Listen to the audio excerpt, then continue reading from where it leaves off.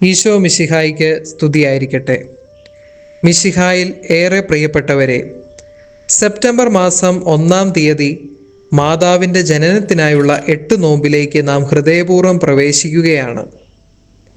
നമ്മുടെ ആത്മീയ ജീവിതത്തെ ക്രിസ്തുവിലേക്ക് തിരിച്ചുവയ്ക്കാനും അമ്മയുടെ മാതൃത്വത്തിൻ്റെ തണലിൽ അഭയം തേടാനുമുള്ള അനുഗ്രഹീത ദിനങ്ങൾ.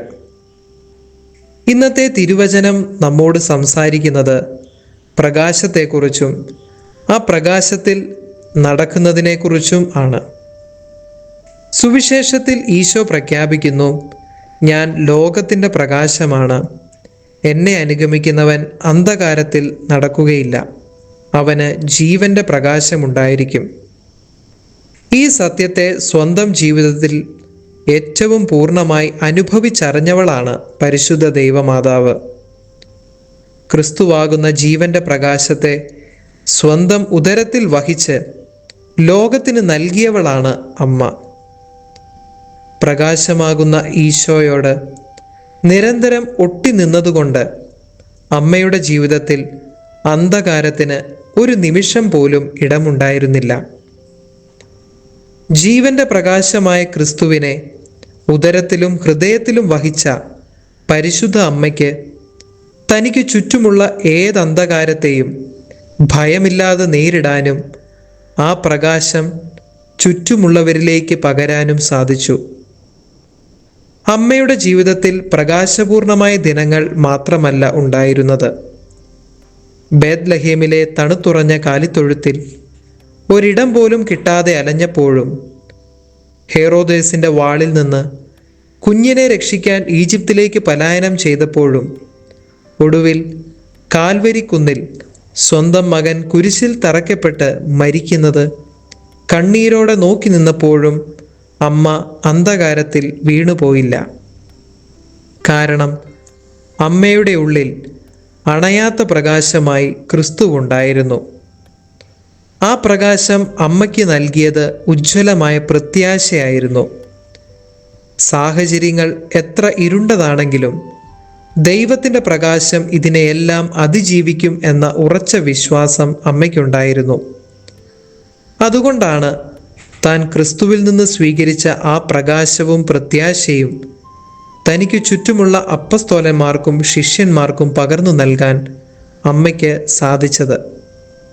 ഇന്ന് ഈ 1-ാം ദിനം പരിശുദ്ധ അമ്മ നമ്മോട് സംസാരിക്കുന്നത് ഇപ്രകാരമാണ്. നമ്മുടെ ജീവിതത്തിലും ചിലപ്പോൾ വഴിമുട്ടി നിൽക്കുന്ന, ഭാവി ഓർത്ത് ഭയപ്പെടുന്ന, രോഗത്താലോ തകർച്ചകളാലോ അന്ധകാരം മൂടിയ ചില നിമിഷങ്ങൾ ഉണ്ടായേക്കാം എന്നാണ്.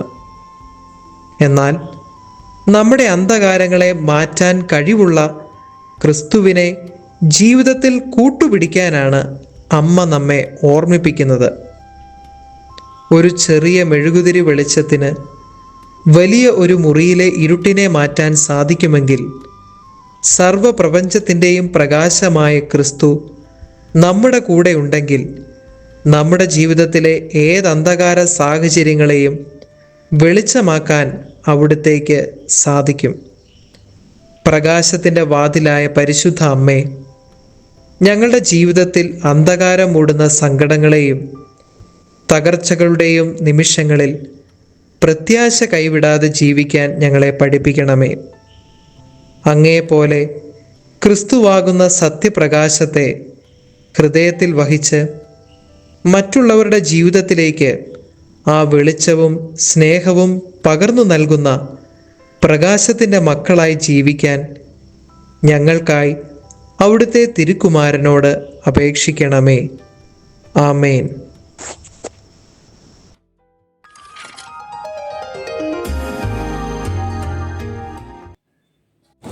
ഡിജിറ്റൽ യുഗത്തിലെ സുവിശേഷ പ്രഘോഷണത്തിനും വചന പഠനത്തിനുമായി വചനവയൽ ഒരുക്കുന്ന ആപ്പ് ബിബ്ലിയ.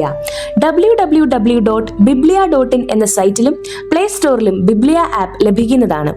ഉൽപ്പത്തി മുതൽ വെളിപാട് വരെ ഇംഗ്ലീഷിലും മലയാളത്തിലും ഒരു വർഷം കൊണ്ട് ബൈബിൾ മുഴുവനും വായിക്കുവാൻ സഹായിക്കുന്ന ബൈബിൾ നഴ്സറി, സഭയെ അടുത്തറിയുവാനുള്ള സഭാ കളരി, വിഷയാധിഷ്ഠിതമായി വീഡിയോകൾ ലഭിക്കുവാനും അപ്ലോഡ് ചെയ്യുവാനും സഹായിക്കുന്ന വീഡിയോ ഹബ്, വീഡിയോ ബുക്ക്, 3 ലക്ഷത്തിൽ പരം ചോദ്യോത്തരങ്ങളുടെ ശേഖരമുള്ള 250-ൽ പരം ഈ ബുക്കുകളുടെ പുസ്തകശാല, ഒരേ സമയം 100 കണക്കിന് ക്വിസ് മത്സരങ്ങൾ സംഘടിപ്പിക്കുവാൻ സഹായിക്കുന്ന ക്വിസ് പ്ലാറ്റ്ഫോം ദബാർ.